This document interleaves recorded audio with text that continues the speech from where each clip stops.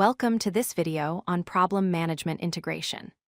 In this series on incident management, we will explore how to convert incidents into problems and understand when and why this conversion is critical for maintaining service quality.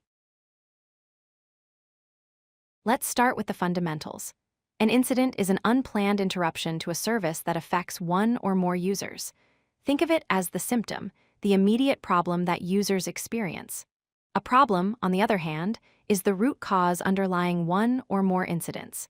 If an incident is the symptom, a problem is the underlying disease.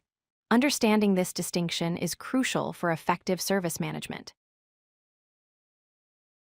The journey from incident to problem follows a logical flow. First, an incident occurs and users are impacted. Next, the support team investigates to understand what happened. Then, service is restored using a workaround or temporary fix. Finally, a problem record is created to track and resolve the root cause. This ensures that we not only fix the immediate issue, but also prevent it from happening again. So when should you create a problem record? Create a problem when you identify recurring incidents, the same or similar issues occurring multiple times. Second, when there is an underlying cause that affects multiple services or users. Third, when incidents have high business impact and require a permanent fix. And fourth, when a permanent solution exists or can be developed. These four criteria help you decide whether an incident warrants problem creation. Let's look at a practical example.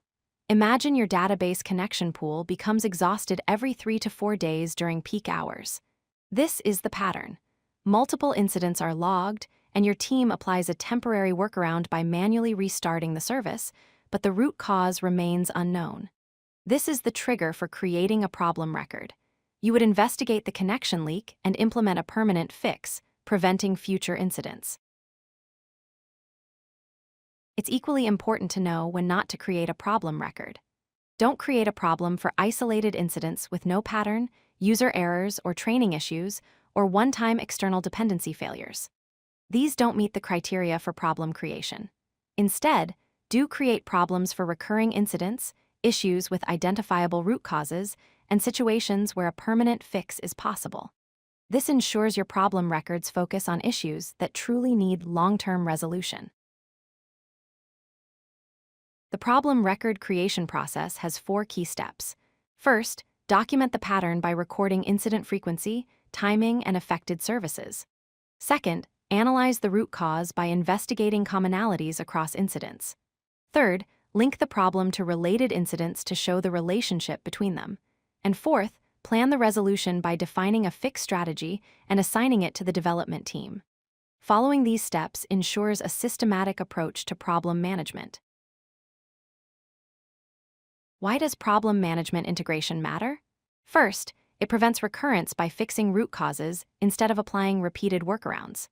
Second, it reduces mean time to recovery for future incidents because you already have known solutions.